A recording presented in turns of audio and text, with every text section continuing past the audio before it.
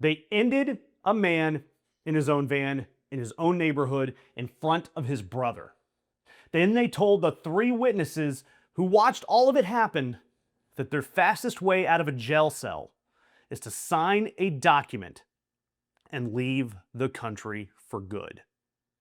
On Tuesday morning, Houston's East End, an ICE agent fired at and ended, and again, there's certain words and certain stories that get sideways sometimes on Al Gore's internet, so just bear with me as I say things like the man got ended, Lorenzo Salgado Araujo.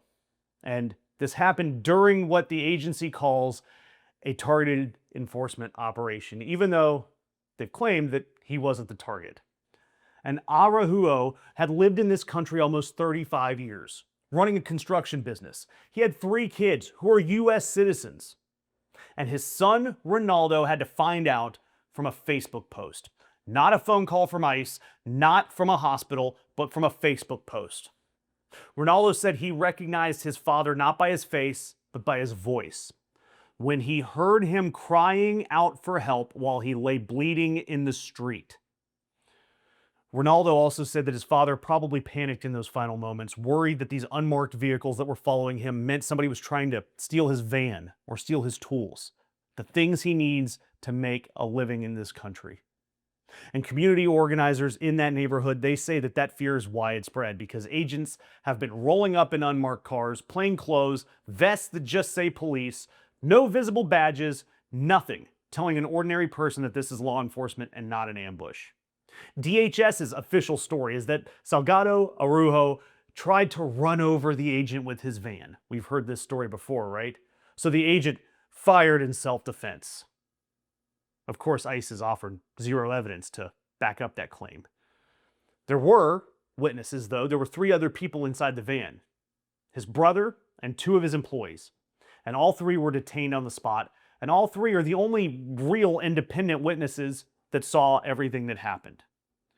And instead of protecting and preserving their testimony, ICE is reportedly pressuring all 3 of them to sign voluntary self-deportation paperwork right now before anyone can question them on record. A representative for the family, they said that this looks like an effort to get rid of the only eyewitnesses. And then we see new surveillance footage. This footage has since surfaced showing that ICE's own vehicle tried to box these men in, box them in first, and there was no damage to the agents' vehicles at all, which directly undercuts the ramming claim that their entire justification is built upon. More BS from ICE. Surveillance video from a nearby business shows a white van traveling on Wayside. It then takes a left turn on Canal Street. 2 dark SUVs appear behind it. One passes the white van, the second stays behind it. Moments later, the white van makes a U-turn and pulls over alongside a business. One of the SUVs stops next to it.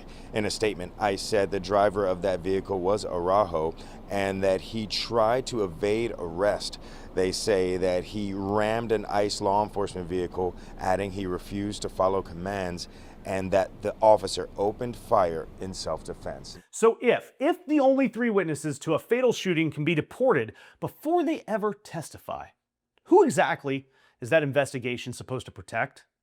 And I want to hear from you in the comments. Tell me what they're trying to do here, because it's very clearly not the family standing at a press conference that's holding up a photo of a father who will never come home. And we know damn well that this is not the first time, because video always is contradicting the government's accounts in prior ICE shootings too. One of those cases, a surviving witness got flown hundreds of miles to a different detention facility, functionally removing him from the case before he could say anything about what happened. The League of United Latin American Citizens, they've said that they have watched a pattern of these ICE shootings and of excessive force going on nationwide. And every time, a family is left without answers and a community is left in fear.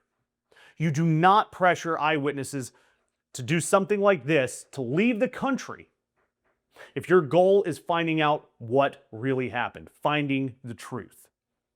Instead, you pressure them if your goal is to make sure that nobody ever finds out what really happened.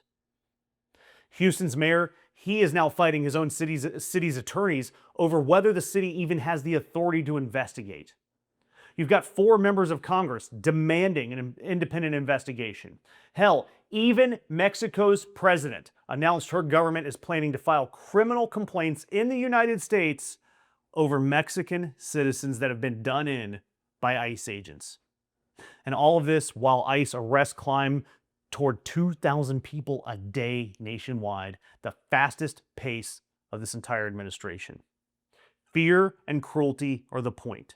And that's why I'm asking you to subscribe, because somebody has to keep asking what happened in that van, and the only people who know are getting whisked away by ICE. Hopefully we'll hear from them again.